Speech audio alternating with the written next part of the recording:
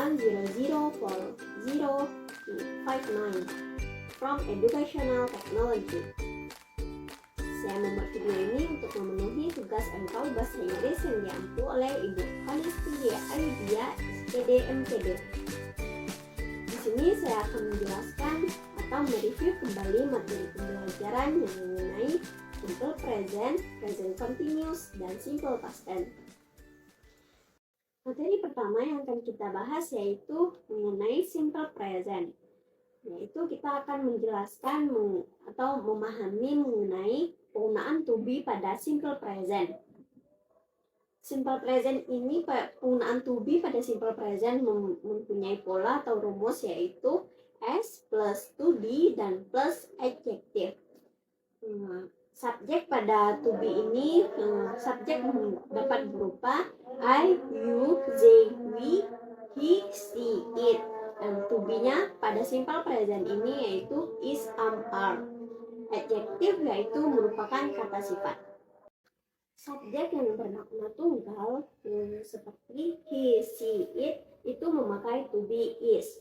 Sedangkan subjek yang bermakna jamak yang lebih dari satu itu menggunakan seperti you, they, we itu menggunakan to be, are. Sedangkan yang subjek I itu menggunakan to be, am. I am gitu. Contoh kalimat positif dari simple present penggunaan to be ini yaitu she is diligent atau she is beautiful. She itu sebagai subjek, is itu sebagai to be, dan diligent atau beautiful itu sebagai adjective, kata sifat. Sedangkan kalimat negatifnya kita tinggal menambahkan not. She is not beautiful atau she is not diligent. Selanjutnya kita akan membahas mengenai noun dan pronoun. Sebenarnya noun dan pronoun itu memiliki arti yang sama, yaitu noun dan pronoun itu sebagai subjek. Dapat kita artikan noun itu sebagai kata benda yang benar-benar benda. Atau seperti tempat, orang, ide atau pemikiran itu dapat juga disebut dengan noun. Sedangkan pronoun itu dapat diartikan kata ganti benda, kata ganti dari benda tersebut atau dia. Contoh dari penggunaan pronoun ini, Dinda is beautiful. Jadi dapat diganti dengan she is beautiful. She itu merujuk pada kata dia perempuan, dan he untuk dia laki-laki.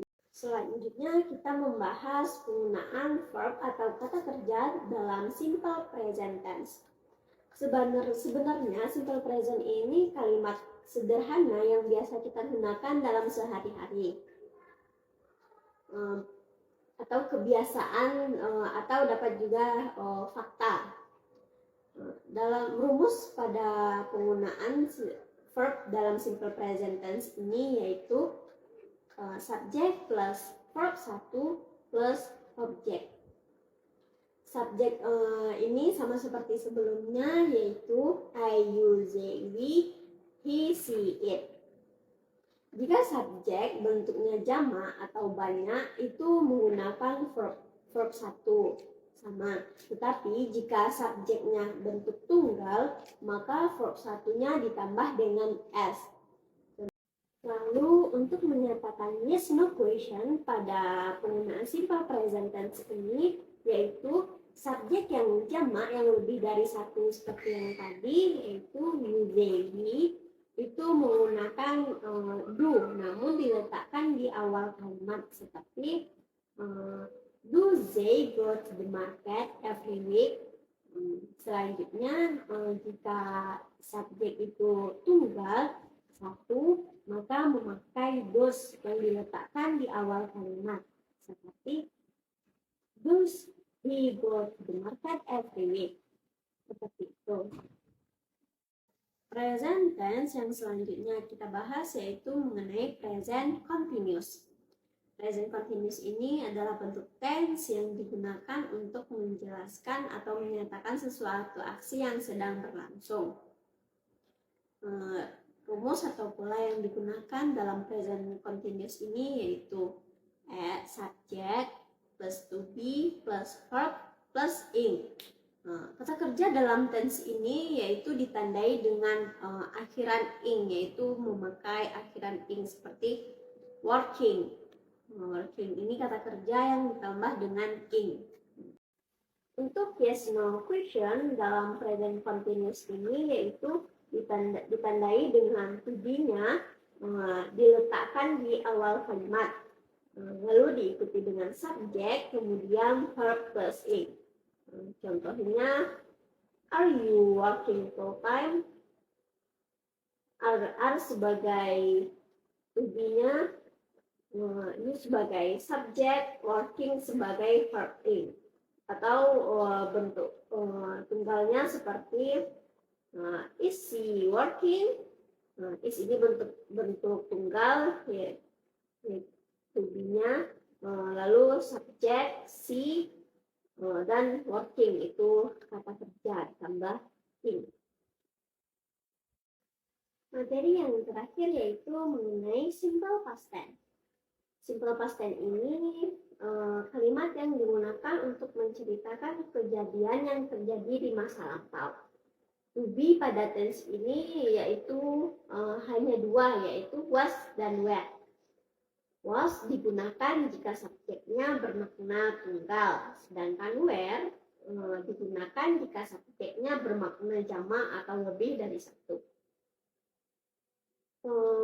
Rumus atau pola kalimat dari simple past tense yang menggunakan to be ini yaitu subject plus to be plus adjective atau noun. Contohnya, she was a doctor. She itu sebagai subjek, to be-nya was karena dia bentuk subjek tunggal, dan dokter sebagai adjective atau noun. Selanjutnya untuk yes no question pada simple past tense yaitu did yang digunakan pada kalimat negatif diletakkan pada awal kalimat dengan rumus be plus subject plus verb 1. Contohnya, did my mom like a toy? Did sebagai di tadi, my mom sebagai subjek dan verb satunya yaitu like. Untuk WH question yaitu dengan rumus WH question ditambah be ditambah subjek dan ditambah verb. Contohnya seperti what did my mom like? What sebagai what WH question, did sebagai be, my mom sebagai subjek, dan like sebagai verbnya. Itulah materi yang dapat saya jelaskan. Jika ada kesalahan mohon dimaafkan. Saya akhiri dengan Assalamualaikum warahmatullahi wabarakatuh. Thanks for watching.